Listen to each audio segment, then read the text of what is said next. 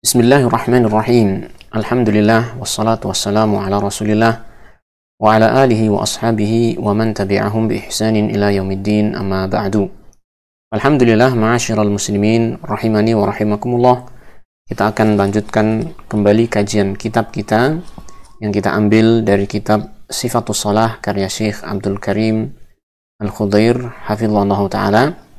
Pada pembahasan kita kali ini, pertemuan kita kali ini, kita akan membaca penjelasan penulis tentang tata cara ruku di dalam sholat. Di mana sebelum pertemuan ini kita telah selesai dari penjelasan penulis tentang bacaan-bacaan yang dibaca dari surat-surat Al-Quran setelah kita membaca surat Al-Fatihah. Maka pada halaman ke-47 Syekh mengatakan ar-ruku. Ini pembahasan tentang ruku. Lalu dia mengatakan sifatul ruku, tata cara ruku, yakni bagaimana posisi ruku, bagaimana tata cara ruku, ya, yang selayaknya dilakukan oleh seorang muslim, ya, berdasarkan dalil-dalil ataupun hadis-hadis yang datang dari Rasulullah sallallahu alaihi wasallam. Ba'da an yutimmal musalli qira'at as-surati yukabbiru rafi'an yadayhi wa yarka'u. Kata beliau, setelah seorang yang sholat itu menyempurnakan bacaan surat, yaitu bacaan surat yang dia baca setelah Al-Fatihah, maka yukabbiru rafi'an yadayhi, dia pun bertakbir dengan keadaan mengangkat kedua tangannya, wa yarka', dan dia pun ruku. Kata beliau, wa hadha huwal mawdi'u tsani min mawadhi'i raf'il yadain. Ini adalah tempat yang kedua di antara tempat-tempat mengangkat kedua tangan. Yakni dahulu pernah disampaikan oleh penulis bahwasanya ada empat tempat di mana seorang yang salat mengangkat kedua tangannya. Yang pertama adalah ketika dia takbiratul ihram, dia mengangkat kedua tangannya. Demikian pula di sini yang kedua adalah ketika dia bertakbir hendak untuk ruku, maka dia juga mengangkat kedua tangannya.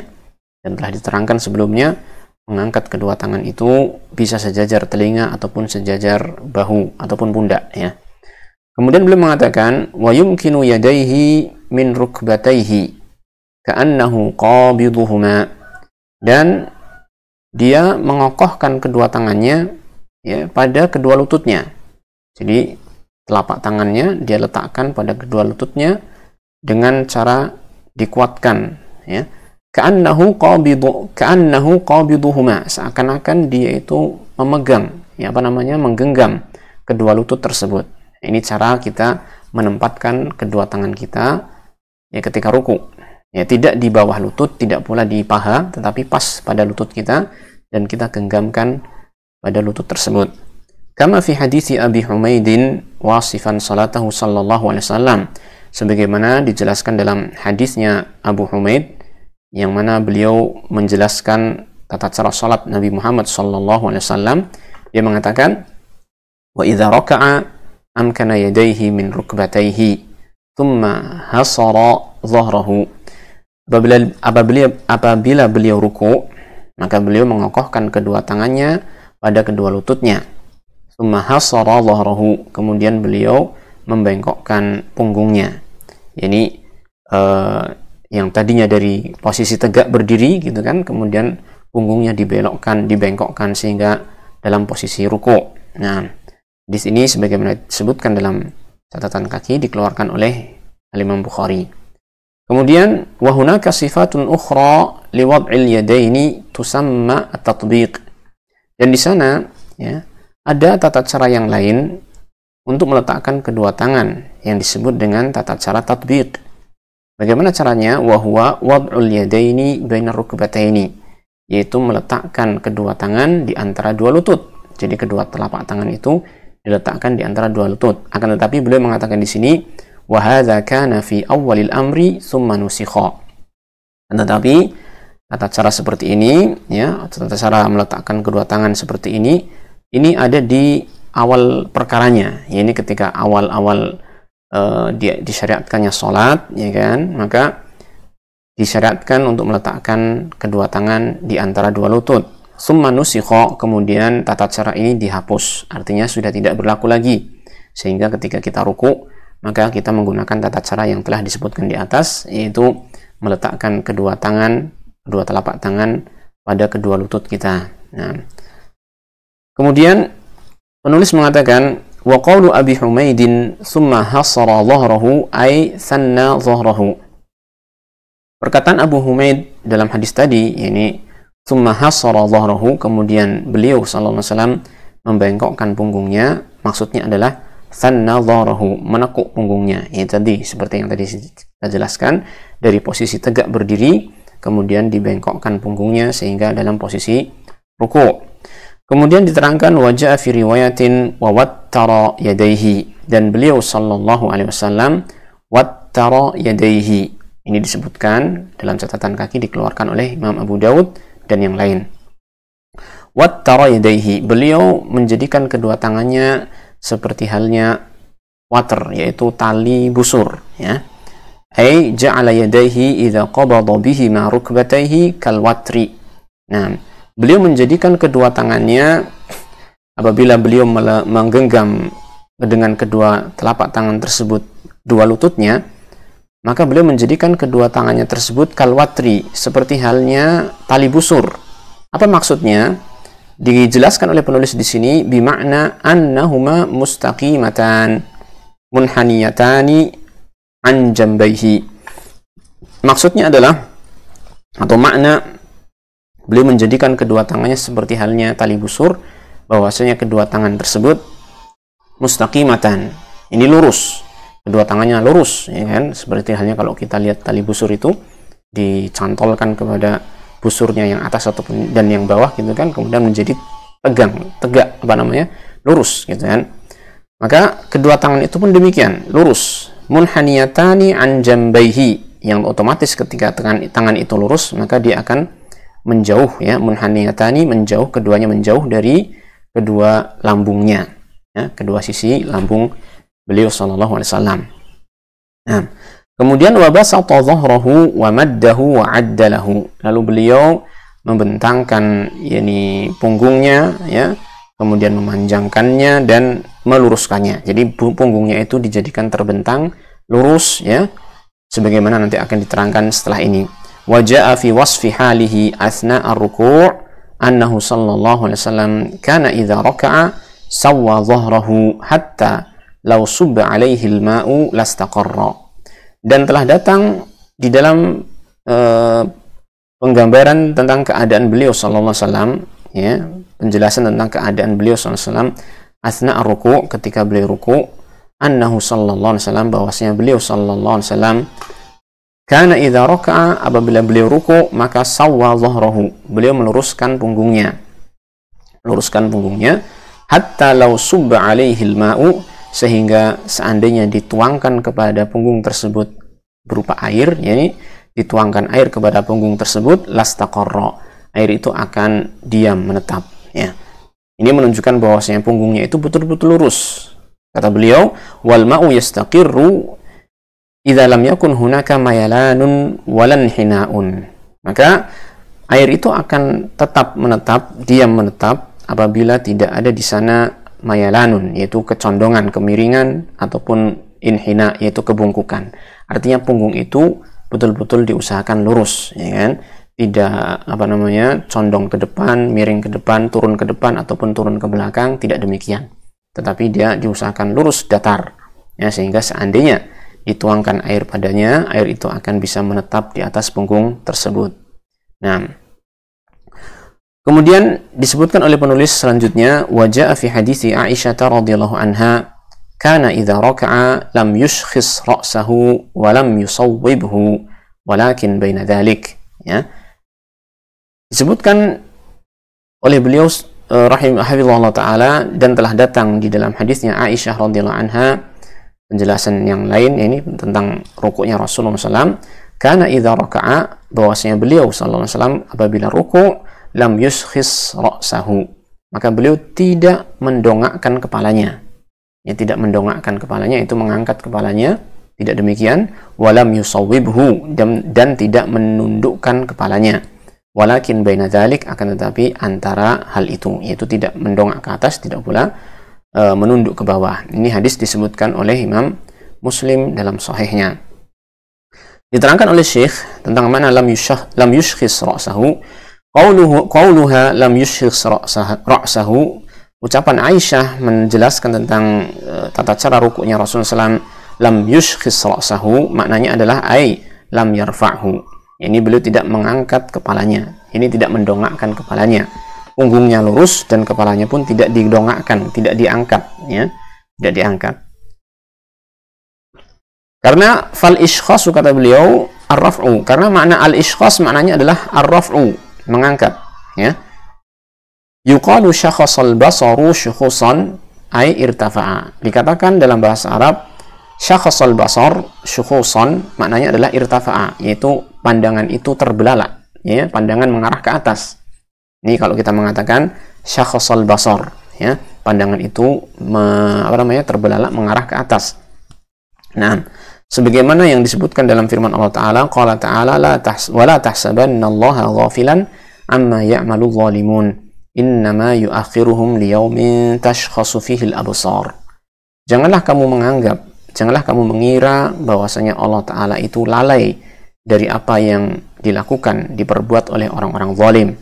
Innama yu'akhiruhum, sesungguhnya Allah Ta'ala hanyalah mengakhirkan mereka, yaitu menunda hukuman untuk mereka, liyaumin tashkhasu fihil absar, untuk suatu hari di mana pada hari tersebut pandangan-pandangan mata manusia terbelalak, yaitu mengarah ke atas.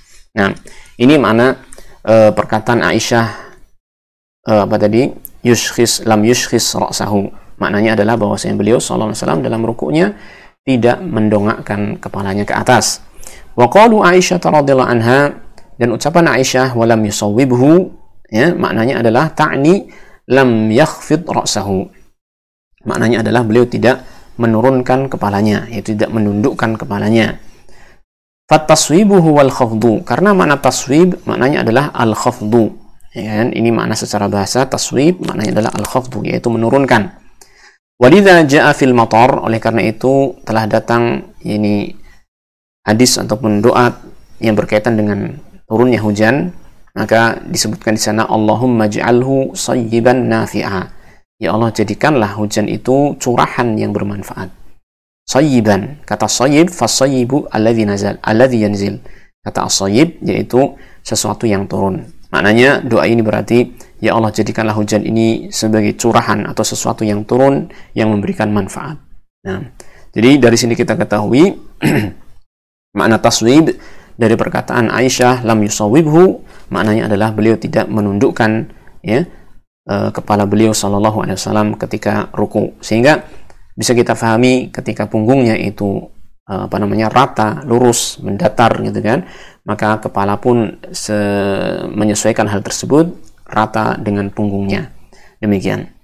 Kemudian penulis mengatakan, wa warada fi haditsil wahibati allati wahabat nafsaha lin nabiy sallallahu alaihi wasallam anna an-nabiy sallallahu alaihi wasallam sa'ada an-nadhara ilaiha wa sawwabahu. Beliau membawakan ini penguat yang lain dari hadis yang lain tentang makna perkataan Aisyah bahwasanya beliau tidak menundukkan kepalanya dari kata taswib, ya. Maka beliau membawakan perkataan beliau wa warada fi hadisil wahibah, telah datang dalam hadis seorang wanita yang menghibahkan dirinya kepada Nabi sallallahu alaihi wasallam. Disebutkan dalam hadis tersebut anna Nabiya sallallahu alaihi wasallam sa'ada an-nadhara ilaiha wa sawwabahu, bahwasanya Nabi Muhammad sallallahu alaihi wasallam sa'ada an-nadhara, ini melihat ke atas, ya, kepada wanita tersebut bagian atas, wa sawwabahu, dan melihat ke bawah, menjadikan pandangannya ke bawah, ke atas dan ke bawah, ya. Maksudnya Rasulullah SAW meneliti tentang wanita tersebut. Nah, yakni rafa'a basarahu wa anzalahu, maknanya adalah bahwasanya beliau sallallahu alaihi wasallam mengangkat pandangan beliau dan menurunkan pandangan beliau, liyanzura ilaiha hal tasluhu lahu aw la, agar beliau bisa melihat kepada wanita tersebut apakah dia pantas untuk menjadi istri beliau sallallahu alaihi wasallam ataukah tidak. Nah, wal maqsudu anna ra'sahu sallallahu alaihi wasallam fi ruku'i yakunu bainal khafdi war raf'i.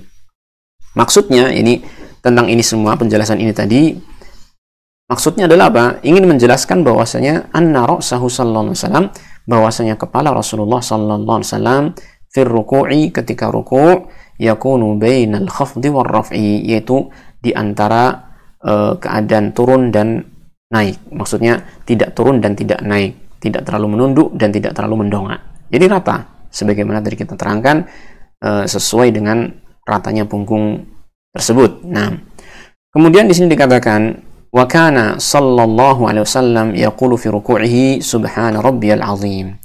Ini terkait dengan bacaan ruku'. Maka penulis mengatakan wa kana sallallahu alaihi wasallam yaqulu fi ruku'ihi subhana rabbiyal azim. Beliau biasanya ketika ruku' membaca doa atau zikir subhana rabbiyal azim. Maha suci Tuhanku yang maha agung. Nah, subhana rabbiyal azim. Wa dzalika annahu ba'dama nazala qawluhu ta'ala fasabbih bismi rabbikal azim qala ij'aluha fi ruku'ikum. Yaitu kenapa beliau mengatakan atau mengucapkan kalimat ini subhana rabbiyal azim ketika ruku'? Dijelaskan oleh penulis hal itu bahwasanya setelah turun kepada beliau setelah turun firman Allah Ta'ala fasabbih bismi rabbikal azim, dan sucikanlah nama Tuhanmu yang maha agung, maka Rasulullah SAW setelah mendapatkan ayat ini beliau mengatakan ij'aluha fi ruku'ikum, jadikanlah itu di dalam ruku' kalian. Ini pengamalan terhadap ayat ini, mengucapkan tasbih, ya, mengucapkan tasbih atau mensucikan Allah Tabaraka Ta'ala yang maha agung agar dijadikan di dalam ruku' kita di dalam salat. Maka beliau mengucapkan subhan rabbiyal azim. Walamma nazala qauluhu ta'ala sabbih isma rabbikal a'la, dan tatkala turun firman Allah Ta'ala sabbih isma rabbikal a'la, sucikanlah nama Tuhanmu yang maha tinggi, maka beliau sallallahu alaihi wasallam mengatakan ij'aluha fi sujudikum, jadikanlah hal itu berada di dalam sujud-sujud kalian. Ini pengamalan dari perintah sabbih isma rabbikal a'la ini dilakukan ketika sujud, yaitu kita mengucapkan subhana rabbiyal a'la, maha suci Tuhanku yang maha tinggi. Nah, maka penulis mengatakan farruku'u was sujudu huma mawdi'ani litasbih. Maka ruku' dan sujud keduanya merupakan tempat, yakni dalam salat kita, untuk mengucapkan tasbih. Apa itu makna tasbih? Wa huwa tanzih, yaitu mensucikan Allah Subhanahu wa taala. Ini mensucikan Allah Taala dari berbagai sifat-sifat tercela, dari berbagai aib dan kekurangan, karena Allah Ta'ala adalah zat yang maha sempurna, baik dalam zatnya, ataupun sifatnya, ataupun nama dan perbuatan-perbuatannya. Nah, walidha tahrumu qira'atul qur'ani fir ruku'i was sujudi. Oleh karena itulah, ya, karena ruku' dan sujud merupakan tempat ataupun posisi untuk bertasbih kepada Allah Ta'ala, diharamkan di dalam posisi tersebut untuk membaca Al-Quran di dalam ruku' ataupun di dalam sujud, terlebih li thubutin nahyi as-sahihi as-sarihi fi dzalik, karena adanya ini larangan yang sahih yang juga tegas tentang hal tersebut. Jadi Nabi Muhammad SAW sendiri telah memberikan larangan agar kita tidak membaca Al-Quran di dalam ruku' dan juga di dalam sujud. Faqad tsabata fi sunnati qauluhu sallallahu alaihi wasallam, telah sahih di dalam sunnah, yaitu di dalam hadis sabda Nabi sallallahu alaihi wasallam, inni nuhitu an aqra al-Qur'ana raki'an aw sajidan, aku telah dilarang membaca Al-Quran dalam keadaan ruku' ataupun sujud. Maka beliau mengatakan fa amma ruku'u fa'allimu fihi rabba, adapun posisi ruku' maka agungkanlah di dalam ruku' tersebut Tuhanmu. Ini di dalam ruku' kita mengagungkan Allah Ta'ala, makanya kita mengucapkan subhan rabbiyal azim, mensucikan Allah Ta'ala, ya, Allah Ta'ala yang maha agung, yang memiliki keagungan. Wa amma sujudu fa'aksiru fihi minad du'a, adapun ketika sujud maka perbanyaklah di dalam sujud tersebut di antara doa-doa. Faqaminun ayyustajabu lakum, maka sangat layak akan diijabahi bagi kalian doa-doa tersebut. Nah, sehingga di sini dari hadis ini, hadis yang dikeluarkan oleh Imam Muslim dari hadisnya Ibnu Abbas radhiyallahu anhu, kita mendapatkan ini suatu hukum bahwasanya ketika ruku' dan sujud kita tidak boleh membaca Al-Qur'anul Karim. Adapun ruku' maka kita berusaha untuk mengagungkan Allah Ta'ala, dan ketika sujud maka kita memperbanyak doa kepada Allah Subhanahu wa Ta'ala.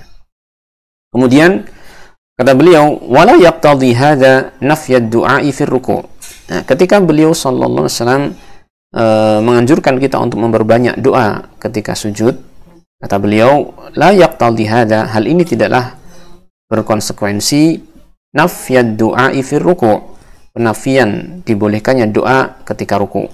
Artinya meskipun kita dianjurkan memperbanyak doa ketika sujud, bukan berarti ketika ruku' tidak boleh berdoa. Bahkan telah datang hadis-hadis yang menunjukkan Rasulullah SAW juga berdoa di dalam ruku'.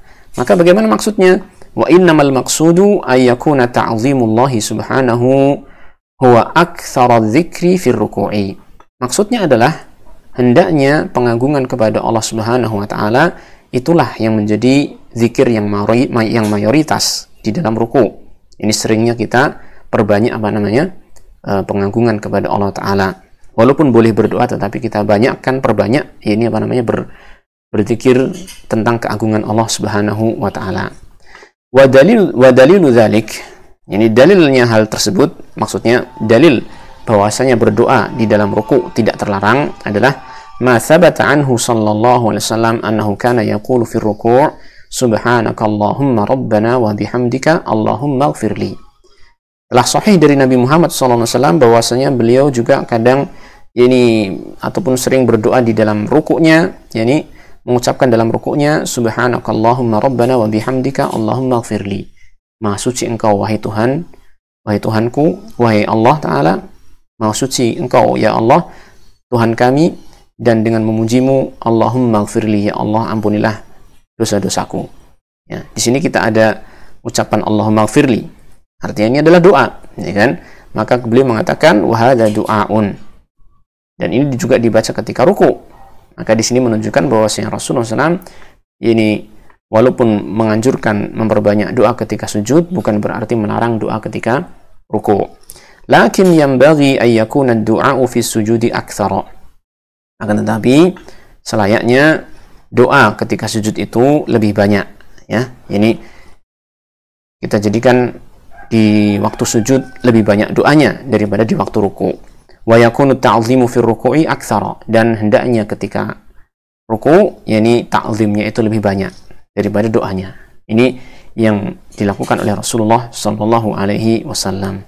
Kemudian di akhir pembahasan tentang sifat ruku', beliau mengatakan wa kana ruku'uhu al-mu'tadu miqdara 10 tasbihat. Dan adalah ruku' beliau sallallahu alaihi wasallam yang biasa beliau lakukan seukuran dengan 10 kali tasbih. Jadi lamanya seberapa beliau ruku', maka dikatakan di sini oleh penulis bahwasanya kebiasaan beliau ruku'nya itu seukuran dengan 10 kali mengucapkan tasbih. Wa sujuduhu kadzalik, dan sujud beliau pun demikian. Nah, di sini ada catatan kaki. Beliau menyebutkan dalam catatan kaki isyaratan ila hadits Anas bin Malik radhiyallahu anhu. Ini mengisyaratkan kepada hadis Anas bin Malik radhiyallahu anhu, haitsu qala, di mana beliau mengatakan ma sallaitu wara'a ahadin ba'da Rasulillah sallallahu alaihi wasallam ashbaha salatan bi Rasulillah sallallahu alaihi wasallam min hadzal fata, yakni Umar bin Abdul Aziz. Kata Anas bin Malik, aku tidak pernah salat di belakang seorang pun setelah Rasulullah sallallahu alaihi wasallam yang sangat mirip salatnya dengan Rasulullah sallallahu alaihi wasallam dibandingkan dengan pemuda ini. Yang beliau maksud adalah Umar bin Abdul Aziz. Dia mengatakan qal fahazarna fi ruku'ihi 10 tasbihat. Maka kami memperkirakan di dalam rukuknya dia selama dengan mengucapkan berapa ini 10 tasbihat, 10 kali ucapan tasbih. Wa fi sujudihi 10 tasbihat, dan di dalam sujudnya pun diperkirakan sekira-kira mengucapkan 10 kali tasbih. Ini hadis diriwayatkan oleh Abu Dawud, Nasai, dan Imam Nawawi menghasankan sanadnya di dalam Khulasatul Ahkam. Baik. Jadi inilah lama yang biasa dilakukan oleh Rasulullah SAW ketika beliau ruku' ataupun ketika beliau sujud.